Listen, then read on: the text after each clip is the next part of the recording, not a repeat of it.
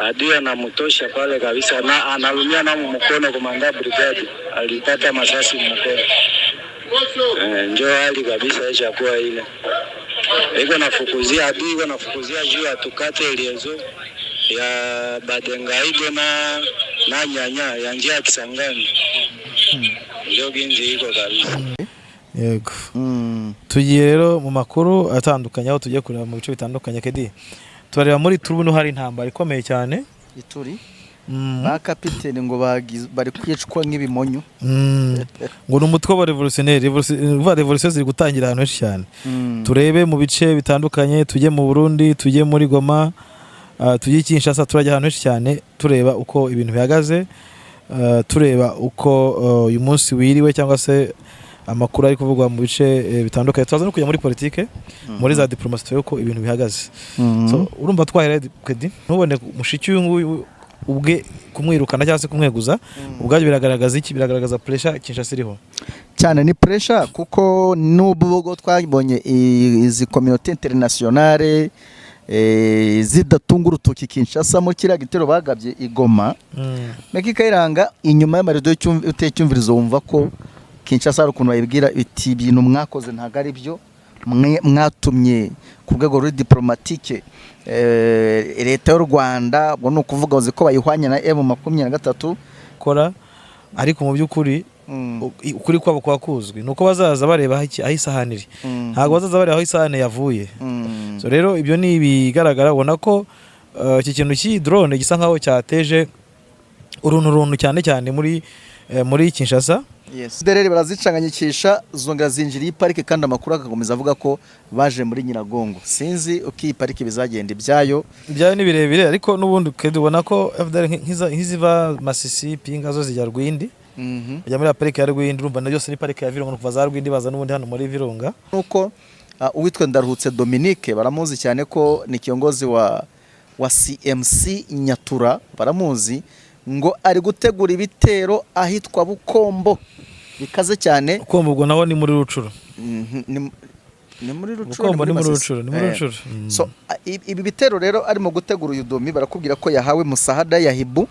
Ubwo urumva ibintu byahinduye isura, intambara iri kwerekera Ikisangani. Intambara tubahaye ikaze muri Prime Health Infinity. Ubu rwose biroroshye, nta mpamvu yo kwivuza ari uko warembye. Tugane tukugira inama zizewe kandi tuguhe produits z'umwimerere nziza ku buzima bwawe, zigizwe n'ibinini 80%, izindi zikozwe muri siro ndetse na powder zikomoka ku mugabane wa Aziya, mu bihugu nk'Ubushinwa, Ubuhinde ndetse na Malaysia. Produits zacu zikoreshwa mu kwivura ndetse no kwirinda indwara zose, zirimo iz'imyororokere ku bagabo n'abagore, kubura ubushake, gucika intege mu gikorwa no kutabyara, prostate, umwijima, umuvuduko w'amaraso, diabete, stroke, impyiko, umugongo, amibe, igifu, hemorrhoide n'izindi ndwara zose zananiranye. Abari muri Leta Zunze Ubumwe za Amerika naho twahagejeje stoke, abari muri Canada, Australia, Europe ndetse na Aziya namwe dukoresha iposita ndetse na DHL. Mu gihe cy'iminsi 7 gusa imiti bayamaze kubageraho. Ku bari mu Rwanda, ku Gisenyi ni ku muhanda w'amadepo ibumoso umanukiye kwa Karaveri. I Kigali ni umuhanda uri inyuma y'isoko ujya Kigali Parents, hakurya ya restaurant yitwa Vision.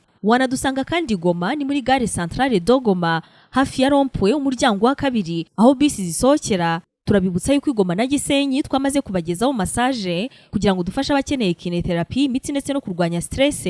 Ku bindi bisobanuro waduhamagara kuri 0782 99 057 Tubahaye ikaze muri Prime Health Infinity. Muraho neza, murakaza neza muri Royal Global Academy. Nyuma yo kwesa imihigo mu kwigisha abantu kuvuga Icyongereza neza badategwa no gutegura ibizamini bya IELTS, Duolingo na TOEFL bagatsindira ku manota yo hejuru, twabazaniye n'uburyo bwo kwiga umuntu atavuye ahari. Abantu benshi batugejejeho ko bashaka kwiga Icyongereza ariko kubona umwanya bikabagora. Twabazaniye igisubizo cyizewe kandi kirambye. Iyizire kuri Royal Global Academy aho wakwiga online program. Buri cyiciro harimo beginner to intermediate level cyangwa intermediate to advanced level ukiga mu gihe cy'amezi 3. Tunafasha abantu gutegura ibizamini bya IELTS, TOEFL ndetse na Duolingo. Dufite abarimu b'abahanga kandi b'inzobere mu kwigisha Icyongereza, cyane twibanda mu kwigisha mu kuvugira mu ruhame. Ku bindi bisobanuro mwahamagara cyangwa mukandikira nimero muri kubona hano hasi. Murakoze cyane, murakaza neza muri Royal Global Academy. Ibihe byiza kuri mukunzi wa Bwiza TV na bwiza.com aho uri hirya no hino mu bice bitandukanye. Tuguhaye ikaze. Uyu munsi ni kuwa gatandatu itariki 14 z'ukwezi kwa gatatu mwaka wa 2026. Njyewe ndi Meki Kayiranga. Yes, nanjye ndi Kedi, mwenyewe Ritadi Kedi. Ize go Ritadi urayibajya ko ugeze kuba kuzayireka byaje kugenda bite? Oya naje goye. Je navuze ko nzayireka. Ize vuga ngo ntago nzojya kuba Ritadi. Kare. Once a soldier always commando. Okay. Umeze fresh? Ya ndaho ndashima gitare. Yego.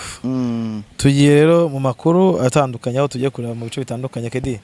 Turareba muri turubuno hari intambara ikomeye cyane. Ituri. Ba kapiteni ngo bari kwicwa nk'ibimonyo. Ngo n'umutwe wa revolution ziri gutangira ahantu henshi cyane. Turebe mu bice bitandukanye, tujye mu Burundi, tujye muri Goma, tujye Kinshasa, turajya ahantu henshi cyane tureba uko ibintu bihagaze, tureba uko uyu munsi wiriwe cyangwa se amakuru ari kuvugwa mu bice bitandukanye. Twaza no kujya muri politike, muri za diplomasi uko ibintu bihagaze. So urumva twahera Kedi? Reka duhere mu mujyi wa Goma n'ubundi niwo twegeranye nawo. Tuganire ku biri kuvugwa mu mujyi wa Goma cyane cyane bifite nibisigisigi bya wa muzungukazi wakoreraga UNICEF. Warashwe na drone ejo bundi abantu barabyibuka cyane. Amakuru rero ngira ngo wabonye ko abitwa ba Fraka Dayongo uyu ni umupoza wa Kisekedi. Naga byumva kimwe n'ubutegetsi bari kuri ubu ngubu muri Kongo Kinshasa yasabye ko Kisekedi ngo yagezwe imbere y'urukiko kubera rupfu rw'uriya muzungukazi. Arahamya ko Kisekedi nabitera ari wamwishe atiragomba kujyanwa irashye. Mu gihe FARDC yo iri kurwigarama. Nabonye yasohoye n'itangazo. Ariko se kiri kurwigarama mushiki ko abonye ko banamwegoje. We yabanje kurwigamba kare bakoze operation. Yavuze ko Wazalendo bakoze operation. Kandi n'umuyobozi wa Wazalendo. Tuzi ko Wazalendo ni leta ni government ya Kinshasa. Urumva rero muri make urebye neza hari igitutu kikomeye cyane ku butegetsi bwa Kinshasa. Aha bivuye kuri ino drone irashe mu mujyi wa Goma kuko bagize ibyago ihitana uyu muyobozi wa UNICEF. Ibiro urebye ntubone mushiki uyu ubwe kumwirukana cyangwa se kumweguza ubwaje biragaragaza iki? Biragaragaza pressure Kinshasa iriho cyane. Ni pressure kuko n'ubwo twabonye izi communauté internationale zidatunga urutoki Kinshasa mu kiriya gitero bagabye igoma. Meki Kayiranga inyuma y'amarido y'utecyumvirizo wumva ko Kinshasa ari ukuntu bayibwira iti ibintu mwakoze ntago ari byo, mwatumye ku rwego rwa diplomatique leta y'u Rwanda ngo no kuvuga uzi ko bayihwanya na M23 batwigaranzura. Ngira ngo benye ko n'ibitero bya drone byacishije make. No urebye neza ukuntu imeze mu gikari hari ibibazo bikomeye. Urabona niyo dukunze kuvuga ko leta bari leta rimwe na rimwe hari igihe batayindiga ngo abantu babibone kubera inyungu bayifiteho za diplomasi zishingiye wenda ku butwerane bishingiye ku byo bakeneye gukura kuri iyo leta. Usanga rero bo badashobora kumeshoninga ngo bagaragaze koko nibyo koko Kinshasa yarabikoze. Urabona ko bose barifashe nta n'umugaragaza ngo ukuri gwari no kunguko. Ariko no mu gikari ho Kedi bakababwiza ukuri. Hari imijugujugu ya diplomasi irimo kugenda ibisikana kuko baramutse babashinje muri aka kanya bikimara kuba bivuze ngo diplomasi ya Congress ikibuga cyicuramiraho cyane cyahita gicurama mu gihe ikibuga gicuramiye kwa M23 gusa. Ariko tukibaza ukuri guhishwa kandi kuzwi kugahishwa n'abanyafrika bene wacu, kugahishwa abanyamerika cyangwa se ibihugu byo mu burengerazuba bizavuga ukwe kuri mugeni natwe iwacu nta kutavuga. Iyo niyo politique Kedi ngo kuri kwa politique kwerekana ko bo bakiri mu ipereza bagifite ibyo bakora, ariko mu by'ukuri ukuri kwabo kwa kuzwi nuko bazaza bareba aho isahani iri, ntago bazaza bareba aho isahani yavuye. So rero ibyo ni bigaragara ubona ko iki kintu cy'i drone gisa nkaho cyateje uruntu cyane muri Kinshasa. Ndetse urabona ko no mu bazungu nabo baribaza icyo gushobora gukora cyane ko bagaragara nk'abashyikiye Kinshasa cyangwa bakora nayo. N'ikindi Kedi gihari abaturage barasohoka Kinshasa ntivuge ariko barashobora muzungu bati ibintu byabaye ibindi ni hatari. So ngira ngo nyine nibyo ngibyo waruvuze, ni by'abantu twese twibaza ko twagiye tubona, ngira ngo ubushize twari kumwe muri Stade de l'Unité hashyingurwa ba baturage b'inzirakarengane bari bishwe n'ubundi n'ibitero bya drone. Meki Kayiranga wari umuhango w'amarira, ariko ubona ko ibinyamakuru biri international, iyo miryango mpuzamahanga ntikeneye kugira ikivuga, ariko kubera ko hagiye umuzungu basakuje, ngira ngo mu by'ukuri n'abagerageje kubivugaho Macron ni Afurika yunze ubumwe bose baravuga ngo twamaganye ibitero byagabwe byo mu mujyi wa Goma, ariko ntibashaka kuvuga ko mu by'ukuri bamaganye noneho wabigabye. Kandi M23 ubwayo yari yatangaje ko ari Kinshasa binyuriye kuri Nananga yavuze muri press conference, even nanuzana Bertrand Bisimwa patron M23 bavugaga bati ibi bitero nubwo mubona byagabwe na Kinshasa kandi nitwe byashakaga baviyongozi. Yes, gusa Kedi ntago ushobora gutegereza icyava kuri Kinshasa ko cyagihuje n'icya M23 cyangwa se cya FCM. Byo ntago ukwiye kwitekereza kubera ko ntago we wajya kwimena wezajya kwikanda kwitera urushinge kuko rurano urushinge yakwitera. Impamvu M23 ibyo uvuga biraza kuba biri control n'ibyo FARDC cyangwa se leta ivuga ko leta igihe cyose iragarida ntuza isura yayo, so ikeneye PR. Rero M23 ko yabivuze byo nayo nta kindi yavuga, nayo se ravuga kare yiteye igisasu cyangwa ari wazarendo, ntago bishoboka, igomba kuvuga Kinshasa. So byose rero no gutegeza bwa bugenzuzi bwigenga, ubwo bugenzuzi bwa IGVM bukazatubwira uko ibintu bihagaze Kedi. So ubwo rero nicyo kiri kuvuga muri Goma, ni kijyanye n'unye n'ibisigisigi by'urupfu rw'uriya Karine, ariko kandi muri Goma buri uvuye mutageze no muri parike naho ngira ngo ahubwo bimeze biti. Parike ya FDL zikomeje gukusanyika, zigumya kwiyingira muri Rucuru aho twazabusanza na za Kitagoma hariyo operation zikarishye. M23 mirahigisha uruhindu iyi izi FDL zaparanganye cyane niri guhiga. Rero aba ntibari kujya warikare ahubwo bari guhita binjira za Rwindi bagakora infiltration bakongera bakagaruka muri Nyiragongo. Nuvuga ngo iyi Parike Nationale ya Virunga iracyarimo ibibazo mu gihe mu by'ukuri adu yashobora kuvikana haranye za Rwinda kaza kisanga muri Nyiragongo. Amakuru ufite nuko ejo hari operation zabaye muri Rucuru aho ngaho za Busanza, even naho ngaho za Kitagoma.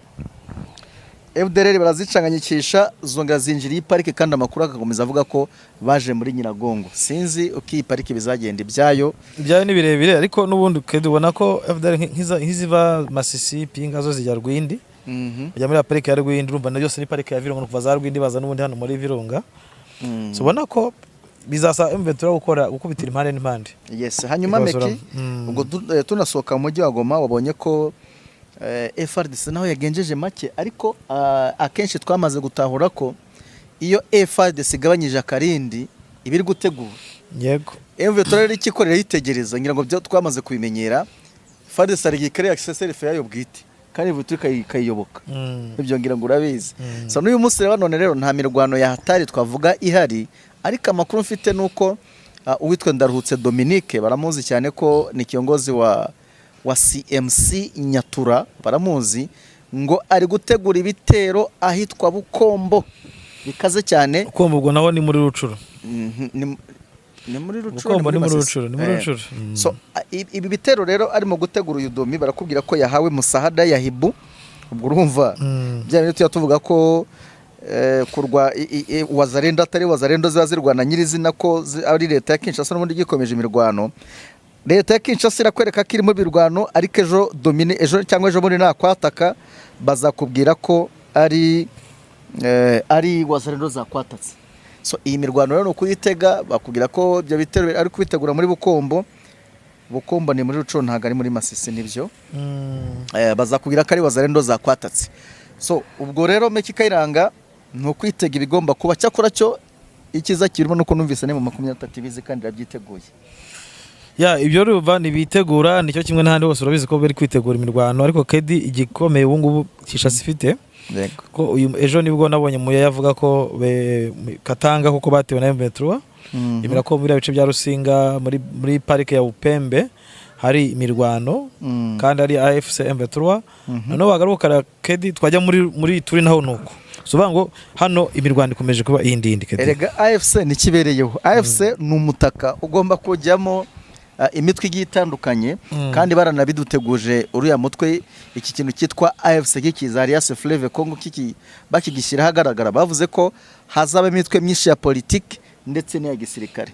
Rero nubwo wenda iriya mitwe itari yidekara ngo ivuge ko iri muri AFC ariko hari ibimenyetso ugenda ubona cyane cyane nk'uko dusanzwe tuzi imitwe irwana cyangwa se yitwara gisirikare hano muri Kongo meke kayiranga twasanze imyinshi n'amabandi baba barwana no gushaka amaramuko ngiyo bariyeri za Warikare ngizo bariyeri Masisi babona umusoro bikarangira aho ngaho ariko ino mitwe irajya gusabota defense za FARDC irajya gusabota base camp ziri nini za FARDC ngira ngo abonye nk'amafoto yo muri ya territoire ya Mutwaba buryo kibasabose ikigo kabisa bakanagicagingamo munition nyinshi cyane. Iki ni kikwereka ko nyine ino mitwe ishobora kuba nayo iri serious ejo nejo muri tukazumva yidekaraye ko iri muri AFC. Urugero nk'iyi CRP Zaire ya Thomas Rubanga meki iyo urebye ibyivuga ko irwanira ni copy paste y'ibyo M23 irwanira. No kuvuga iki rero nuvuga ngo ikibazo ni igihe ubundi tukabona bidekaraye ko bari muri AFC M23 kandi AFC nanga yisobanura wumvise kavuze za Luaraba n'ahandi ko bafite abantu. Ikindi bamenya kedi nuko muri territoire ya Jugu ubwo ni muri Ituri ibintu bimeze nabi. Jugu wavuga ngo nta mirwano ariko imirwano ihari. Navugaga hano muri kano gace kahanga ko muri Jugu ari na makuru gose ndi kubona ati ni imberenge n'umwe mu bantu mbone ati ni imberenge. Jugu ni Thomas Rubanga uburwana inshuro nyinshi n'abari abazayiri. Ikindi hariyo Kodeko hakabamo ADF naro hakabamo Maimai Mayani zira zose zazikarakasa Jugu Mambasa niye handi ni Jugu Mambasa sinzi ndi territoire iri hariya nayo barwaniramo cyane ariko ugasangamo ko nyine imyinshi twasanze kwanza hari niyo government ya Kinshasa ibi supportinga nk'urugero iyitwa Kodeko yica abantu cyane uzakurikirana inkuru zayo. Iyi Kodeko EDR na FPP iracyari yo yindi akabido. Yego iyi Kodeko hambere aha ikizarendo kikiza iyi milita y'abazarendo ikiza yari yidekare ko nari kumwe na leta ya Kongo bakajya banafatanya mu operation agiye atandukanye. Ubu rero abaturage bo muri kara gace kayituri baratangaye cyane kubona none yari separatinze ikabisiga yirirwa yica abantu nyamara koranaga na leta.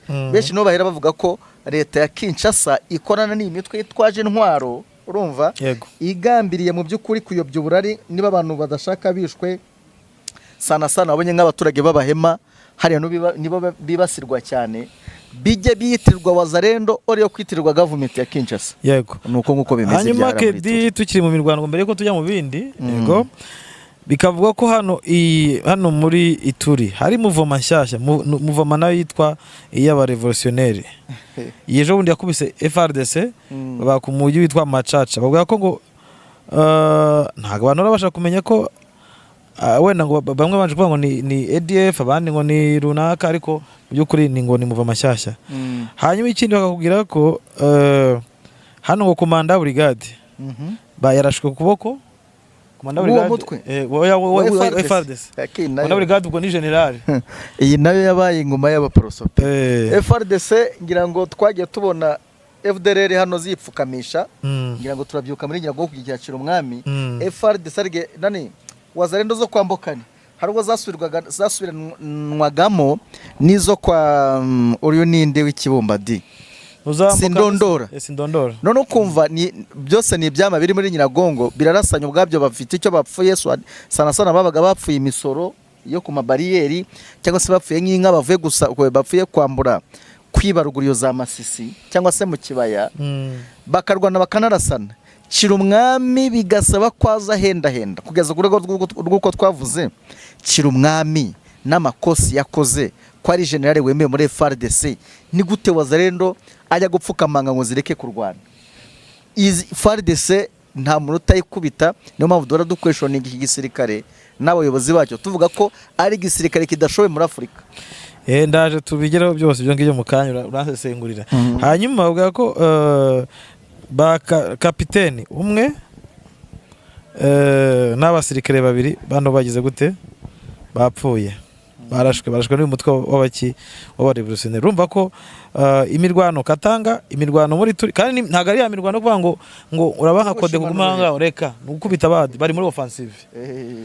Bakaba barafashe igice kungaye ku mabuye cyitwa hano, bumvishe ko kino gice cyayiturikiwemo n'abashinwa. Bano bashinwa bo bagize gute ngo FARDC ngo yashatse kubatira imodoka barazibima, nabo bashinwa no bari gonga. Let's twumve no audio. Naona huku ngambo wa kwetu tuko salama. Pale jana kapteni ndio alienda intervention kule kwenye vita, alikuwa mchacha. Analumia mkono, anapata risasi mkono. Ndio ile nipenda ni informe mkubwa.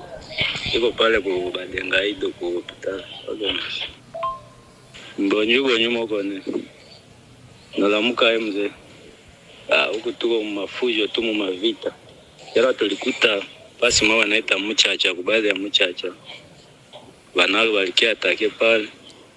Ndio kapteni yeye alienda kule, tukutana naye tamu njia na njoo kunatoka huku baadhi yetu kwenda. Ndio anaingia kule. Mimi naona deja analumia mkono. Komanda brigade sasa kwa kapteni. Analumia mkono. Iko mwingine wanaita Badengaido kwa brigade commander. Yo ko brigade commander wa kapteni. Okay, afande hali ya huko kabisa. Iko kapteni kwa komanda kompani. Wale wanakufa mbili ni wa komanda kompani. Chakula ni wa komanda kompani. Lieutenant colonel. Hapo muri tunakone. Komanda brigade yepe alikuwa vile naye pale na armema kabisa. Watoe wa victime nini adui anamtosha pale kabisa na analumia na mkono. Komanda brigade alipata masasi mkono. Njoo hali kabisa ishakuwa ile. Iko nafukuzia adui, iko nafukuzia juu atukate ilienzo ya Badengaido na nyanya ya njia ya Kisangani. Ndio ginzi iko kabisa. Kule kulikuwa force mingi kabisa, mezi inashindwa. Nashinda anaacha eneo adui sasa hii saa mimi na yeye kuna progress juu akamata tu barabara. Njoo bakuwa asema tutoke. Njoo wabombafu bashinyona wanaanza tuima magari sasa. Iko matata. Deja ule iko kabisa, iko adui mwenyewe kabisa. Kwa adui mwenyewe kabisa fande. Maya piga komanda brigade ba kapteni mwenyewe, kapteni mbili wanakufa, basoda njoo usiseme. Urumva ko bahapfe beshikede. Urumva ngo hapfuye ba kapteni babiri, umwe bamurashe mu kuboko abandi babiri barapfa. Lieutenant colonel yapfuye. Lieutenant colonel yari we none komanda brigade araswa n'ikiraswa mu kuboko. Kedi wabyumvishe ngo bari kujya gufunga umuhanda ujya he? Umuhanda ujya Kisangani. Nibyo nendaga kukubwira. Ukicyumva imirwanire izanyanya hariya. Uhita utekereza Kisangani. Twibukiranye ko akose nayo mu bwate ahubwo tuvuga ibindi. Ntangomeka Kayiranga kwataka Kisangani uturutse Ubutu. Urumva nujya kurwana Ubutu uzaba warakubise za pinga na za warikare. Kaye twabonye M23 ikandagije kirenge pinga irababwa. Gutokana na za rufamini hari z'abanyakanada baba barekereje guhita basakuza ngo inyeshyamba n'ibiki byinshi cyane. Kandi kuzamuka Bukavu nanone ugacuye umuhanda wa Nyakiri uri buzamuka ukagwana Ubutu n'ubundi aduyi wa warekare azakugwa nabi. Nango option ishoboka bagiye guca zanyanya. No kuvuga iki rero harazamo ikintu cyitwa umugande rero kuko nawe byagaragaye neza. Ariko nawe urumva ko umugande baramukikiye baramuretse baragenda. Nango hano no kwitonda cyane. Iyi mitwe iri kuvuka muri ziriya sector no gushyira question mark meki. Kubera iki? Kuko niba kwa divasinga muri Kisangani emve tujya gukora mu operation tudaboro twemeranye ko ifite abasirikare za drone. Twigeze no kuvuga mambiskade ya ana kwa ana yabaga yakozwe n'abasirikare batazwe. Twe twaza kuri mikoro tugaho tutinyama rizingabo nize M23 gutoka n'amakuru twabaga twashakishije. Uyu muhanda wa nyanya kuba M23 ishobora guifata icyemezo cyo kujya guca uyisemeza M23 kuko abaturage bo barakubwira ni adui ufite imbaraga kuko imboni yanjye barayambwiye ko ngo ari ngo umutwe wa revolutionnaire ko ntago uzwi uwo mutwe wa ibyo bintu rero by'umutwe wa revolutionnaire ngo ni ingabo zitazwi kandi tuzi ko M23 ni ikene Kisangani no subwo yaba ari izeze zigiye gufata Kisangani ubwo nyine mu mboni zacu turabona ari M23 kuko nyanya irajya Kisangani kandi General Makenga ubwo yavuze ati tugomba kuzakora inama nyingi turi Kisangani kintu na Karemi nese wambwira ko ari ibiki twibukiranye ko kare gace ka Ituri kari muri muhanda n'ubundi ujya Kisangani uretse imitwe irwana itava hengira ngo Toma Rubanga baranamuzingiye muri iga barriere nawe ari kunigagura ubu ngubu arimo na Rwanda ariko uyu mutwe wundi waje urukwerekera Kisangani umeze gute noneho ukibaza Kedi ngo wumvisha no musirikare navuga ati nta nubwo Uganda ya deployinze na Bunia huze ingabo za Uganda kitari kuzirwanya noneho wumve uyu musirikare kuna ari kuvuga ngo bakubiswe ngo hari force nyinshi cyane bose bakubiswe urumva hari komanda brigade batayo hari deployinze hariya buretse iki kintu uzanye izi nkuru uzanye nibwo zikiza ni breaking news kuri Bwiza TV ejo tuzabaha imiripuko ya ndane kuko niba hari axe dufite mimboni zisobanutse na kira gice kirimo yego ejo tugomba kubabwira iby'uyu mutwe tubabwira ukuntu FARDC yakubiswe nibwo kitugira aya makuru bazamenya ukuri ariko Jiskamena niba bakwira ko nyanya rero rwasekuraniye urugamba rwa Kisangani rwatangiye rwatangiye wibuke ko Kedi ubwo Kisangani ubwo iri mu mazi abira ugahita ushyiraho na Katanga naho bimeze nabi MDKC yasaza yasizo ubwo urebe noneho wongera ugeze za Rusinga nako ntuza hano muri Bafu Asende naho ubwo birabi bindi Asende nyanya izi ni access zimena sanuza Kisangani ko Bafu Asende ujya gukatana bw'umuhanda uva Beni uva Sidi Kivu uva ni imihanda yira kuri 3 Regana ni mu bipori meki yego uvuye Beni wavuye Butembo ukava Bunia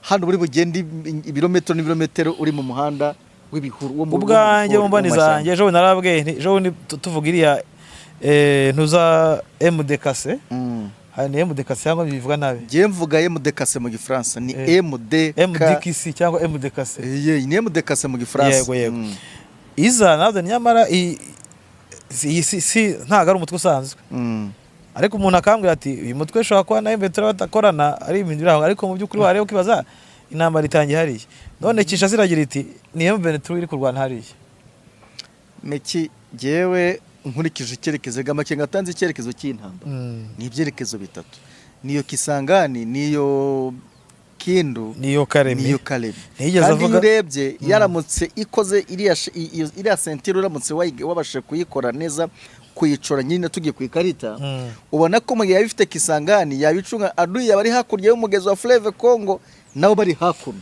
cyane rwose burya kiragiye wanavuga ko ibice byawe ugiye kubisekiriza noneho 100% rero reka dutegereze turebe buri gihe kijya gisobanura byinshi ariko ubu duhaweho mu waka yo kumenya ibi bintu iby'urugamba ruri hariya hari ikindi kintu ureba usibye ko mu minsi mike kabisa ndataye gukoresha amakarita mwapugiyewe kujya twereka abantu bazi dore hano hangaha niho biri hari afande barampaye amakarita rwose nzajya nyakoresha zamfasha ndamushimira cyane hanari rwose yamaye amakarita yose Nord Kivu na Sud Kivu kandi meza afite karite amana ni karita yanuza ya kwanza ya kino gice cyose ino zone ya masunzo yose yayoboraga Hotwell Bazwell zone de defense ira zone de defense ubona ko Kedi ibintu bigiye kuba ibindi ariko kubwa nkabona ko izi ntambara yaba ari M23 y'abatari nayo uwajyanye intambara hari ariko roheze M23 ari gukura igitutu kuri M23 ari kugarura FARDC kwigarura inyuma cyane niba hari FARDC yakubiswe kandi umva nk'uyu musirikare kunde bati rwose icyo igishoboka turebye aduhere kujya kugira gute kujya gufunga umuhanda wa Kisangani iyo numvise rero buriya ikintu cyitwa ngo imbaraga zidasanzwe nta zindi nyeshyamba nzi zirwana hano muri Nord Kivu na Sud Kivu no mu bindi bice zifite imbaraga zidasanzwe uretse M23 yonyine no muri Kongo yose Kedi nta munerega upfa kurwana n'abantu bavuga ikinyarwanda biragoye rwose cyane nivanga inyeshyamba itari mu bantu bavuga ikinyarwanda ibyo yakwigira byose ntago yabasha guhagarara imbere yabo ibidigadiga ubu rero reka dutegereze turebe ariko uwashaka yavuga ko Kisangani igiye mu mazi abira iri mu mazi abira Kedi none ibarize bari guturuka hirya za Rubumbashi wabyumvishe ko yavuze ko izi nyeshyamba ziri guturuka mu mazi ziri kuza Rubumbashi noneho abandi tubare ko Rubutu Bafwasende tubare kubwo na Rubutu dushaka kuba tubanyuza abantu b'Kinshasa iyo bari bice mu nama nkiriya nabonaga na Kisekedi irimo buriya bari gutanga report y'ibice byafashwe bumva bameze bate ku mutima ahubwo se Kongo ni nini bro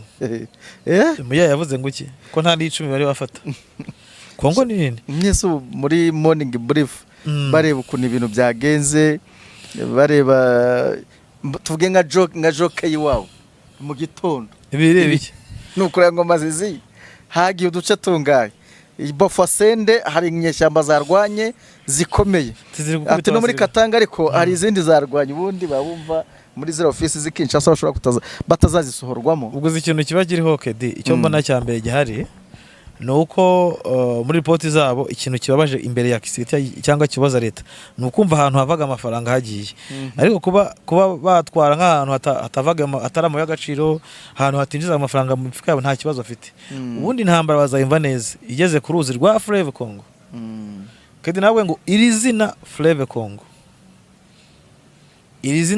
Congo ni izina rifite ibintu byinshi kedi ni izina rifite ibintu byinshi cyane niyo mpamvu ndi kukubwira ni igihe Kisangani zaba yavuyemo izo za Maniema no kuvuga Kindu yavuyemo nizo za Kalemi uriya mucoro iriya sentire iri hariya ngira ngo kugira ngo MV bazayinyeganyeze bazayiyenga bizagorana cyane bizabagora pe nayo kandi zabikoze umuti ikintu kizaba kiriho no gusekiriza nuvuga ngo kujya gufata hari kwa metro no gusekiriza kivu y'amajyaguna kivu y'amajyepfo cyane kugira ngo usekirize no kuri bugende ukajya kubajujuru bya Kisangani sasa kubajujuru bya Kisangani numara kugera ku mugezi wa Fleuve Congo bizayivuze ko nabo bazabasigaye bakurebe hakurya nabo bari hakurya ikindi rero navuga kuri iki kintu cyo kujyana aduyi kure ya Nord Kivu meki natwe nk'abanyarwanda tubyungukiramo kuko nta aduyi nta uzaba kiri mu bipaka yacu nako wakongera kugira nako wakongera kugira oya nako ningeze ngira impungenge tore ko ari impungenge ko ntabwo bagira ni impungenge z'uko bashobora gushimuta bashobora gutera igisasu kigahitana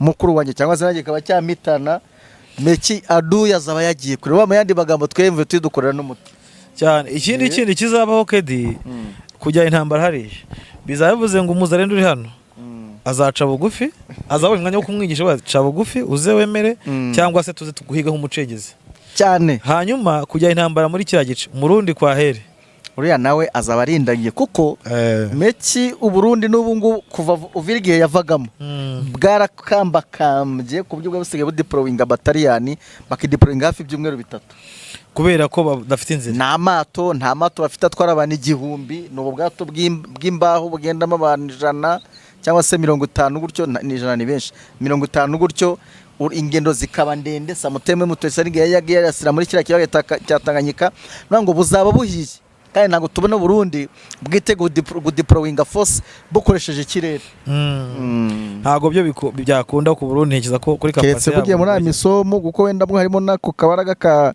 Afrika yunze ubumwe n'indi miryango itandukanye Amerika ndege zazi zikunda kuba deplacer ariko nyirizina kumbwira ngo uri mu Cibitoke hariya bari gukora imyitozo ngo bakudiployinze Kisangani nakinyuma ya Kisangani ubwo ndwa za Kinshasa n'ahandi ni ingorane muri dusazwe kuvuga ngo ibintu bya indusura intambara iri kwerekera Kisangani intambara yakwedutse hanyuma kedi tuve muri Kisangani turebe noneho mu Burundi ho bimeze bite kedi I Burundi rero ngira ngo nyuma inkuru yanditswe ni kinyamakuru bita Media SOS Burundi uretse ko twanabajije imboni zacu ziri zigatubwira ziti rwose ibyo bintu nibyo ngo amasasu ari kwirirwa avuga mu Cibitoki ariko na amasasu atari mu byo kurwana ahubwo na amasasu y'imyitozo aho bakubwira ko imbonera kure na FDLR n'izindi ngabo ngo zitazwe bari mu myitozo hari mu Cibitoki cya Rugombo ariko kandi bakavuga bati hari n'abari gukubitwa amafuni bitwa imbonera kure impamvu ni yihe ngo nuko bamwe bari uri kugerageza kwanga kujya kurwana Kongo kuko babenshi bari guhita baboriza amakamyo babajyana uri kugerageza kubyanga rero bari kumukubita kafoka agafuni uvuza fundi ubwo gukubita no kugucyura ku ngufu cyane yego ikindi cyarekedi mu Burundi ravuga amakuru y'itoroka ry'abasirikare baba ofisiye ndetse amakuru akavuga ko ngo abasirikare n'abakapiteni bagera muri 5 amakuru nagumye gushakisha abamfashaga bari kuyashakira ko biragaragara ko ngo ni babigaga ishuri ry'ubuganga bagomba kwezwa muri Kongo bari muri stage abakapiteni bagera muri 5 ngo banyuze mu Rwanda berekera i Burayi mu Bufaransa. baciye mu Rwanda Berekeye i Burayi yego. So iyi nkuru ntabwo ikwiye gutungurana uretse n'abangaba bajya i Burayi twumvise n'abajya za Dubai, uretse abajya Dubai twumvise abajya muri Zambia na Mozambique, twumvise abajya muri Kenya. Muri make igisike cy'u Burundi abasike bakikirimo barakubititse. Uramutse kandi ubutumwa ngo baragenda ngo nta ngamba zikarishye bashyizeho, wibuka ko baherutse kubambura za passport impapuro z'inzira yego, ngo ingabo z'u Burundi zabuze aho zatorokera, uzihaye uburyo ngira ngo nta n'umusirikare n'umwe Burundi bwasigarana. Kubera iki? Cyambere na mbere babonye ko intambara nta kibamariye.